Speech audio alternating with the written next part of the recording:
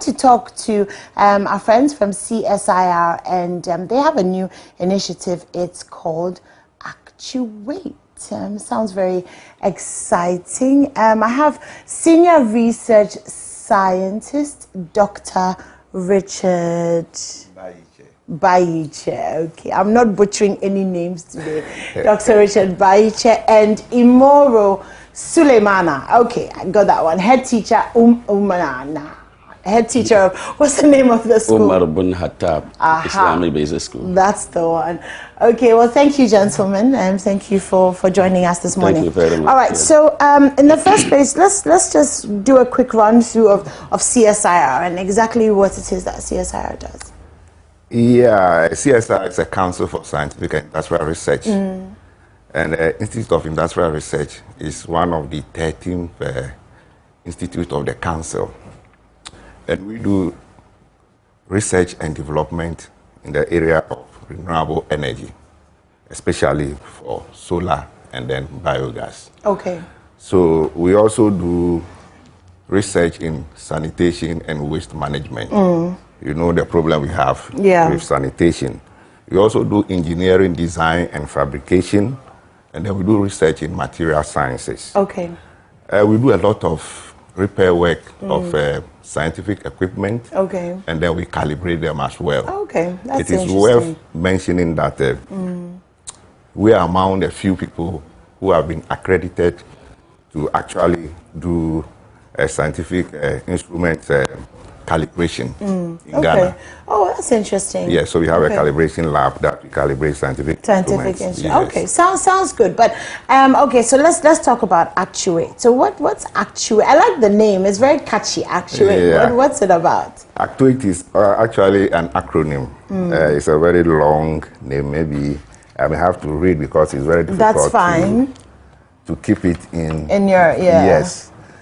It's accelerating the adoption of circular sanitation demonstration systems for improved health outcome.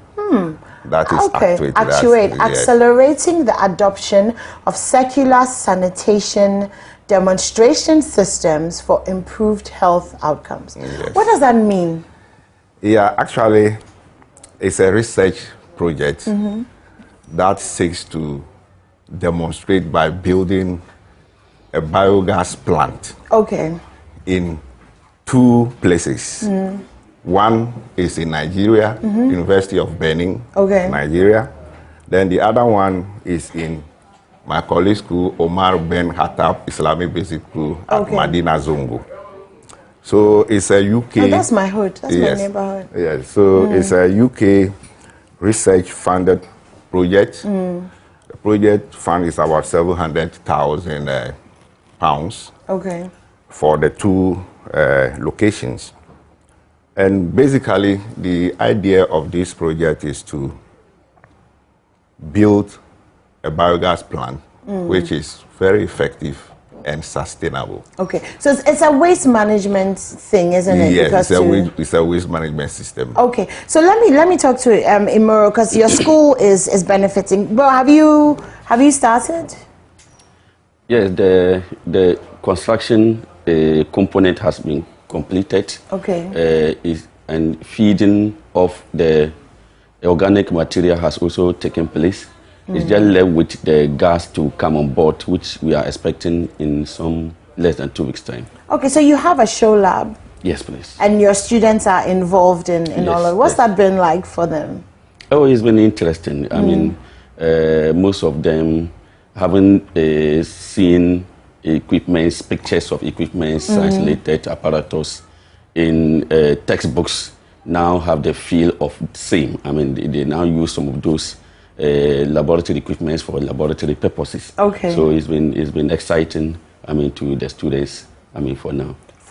So let me come back to you, Doug. So this biogas, is it a plant? It's like a plant, isn't it? Yes, it's a plant that is built to treat organic waste to produce biogas. Okay, so where are we getting the waste from? Yeah, we get the waste from our homes, especially the degradable waste.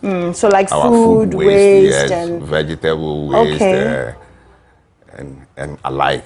Okay. Yes. So there's a collection system or? Yes, we have put up a very effective collective system where we train the school children on how they do waste segregation. You know, in our environment, we always miss our waste. Yeah, we just put everything which is not good for the plant. The plant actually uses only organic waste because we have living organisms in that plant. And so they feed on the organic and then they generate the biogas and then the biofertilizer.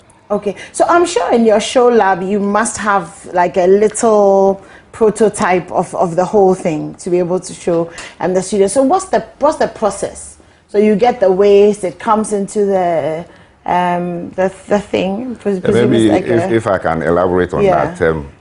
The whole idea is we wanted to actually use the plant as a demonstration of how we can train our children on waste management. Okay. So when we generate the gas is stored in a bag. And that bag, from the bag, the gas is transported to the show lab. And the idea of wait, okay, I think you're saying when we generate the gas, how are we generating the gas? Yes, you see the organic material is put in a biodigester. So microorganisms, living things will feed on it. Okay. So the output or the byproduct is a gas. And then you catch the gas. We catch the gas and store it in a bag. Okay, not a olonkaraba. No. Like a proper bag, okay. So we call it biogas bag. We call it a biogas bag.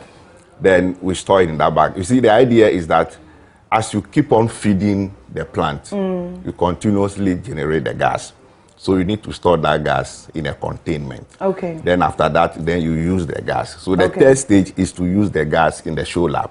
Okay. That is what we have done. So in the show lab, you actually have a biogas stove. Okay. It's a specialized stove that utilizes biogas for cooking. Is it cheaper? Is it cheaper than LPG? Yeah, the biogas is cheaper than the LPG because you are generating it on site using waste. Okay. You understand? And it's sustainable. Because it's coming from renewable source. Okay. The LPG, you know where it comes from. Yeah, of course.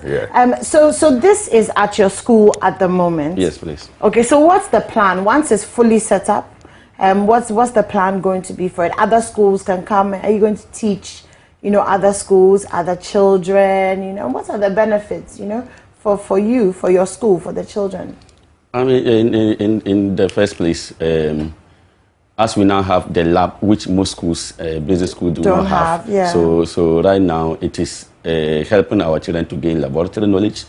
It is also helping our children to have positive scientific attitudes. Yeah. They will now have the feel of the equipments and material which they normally see as pictures in the textbooks. Now they are now using them, manipulating them to be able to appreciate what the whole scientific experiment is about, and then all of that. So other children have even started already benefiting.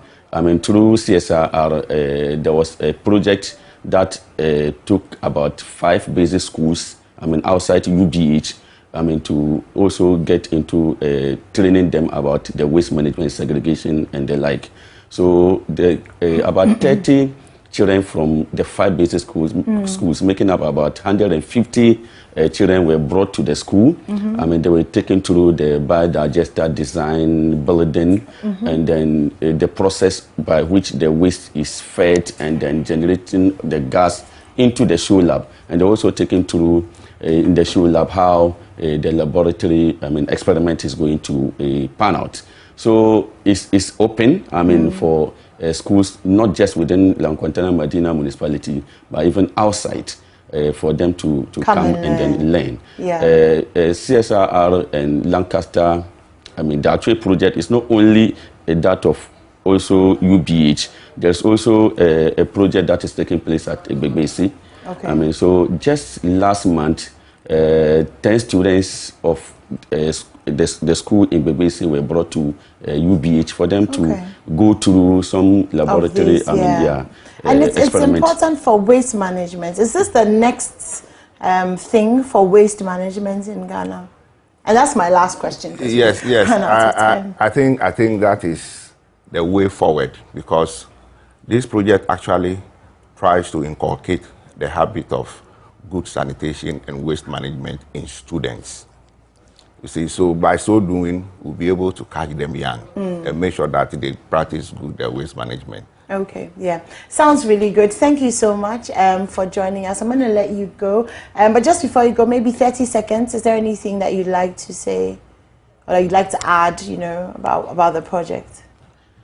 I mean, we are excited that the project has come, and then, I mean, as a school, we are beneficiary, the entire Medina community, making up of chiefs, imams, the youth have all embraced it, and then we are excited that, I mean, through Global Challenge Research Fund, I mean, the funders, Lancaster University as managers of the project, CSIR who have built and then to manage the project alongside the school. We are excited that we are in this partnership, and then we hope that the project will be of a huge benefit, not just to Umar bin Atta Islamic Basic School, but entire country. And we are hopeful that the project will see a replication in other schools, I mean, not just in Medina, but in other parts of the country. Okay. Well, thank you so much for joining us this morning. Really grateful for your time. I'll pop by and have a look at it. I don't live too far from there, so it would be very exciting to see it. Thank you so much for that. Welcome. All right. Well, that's it for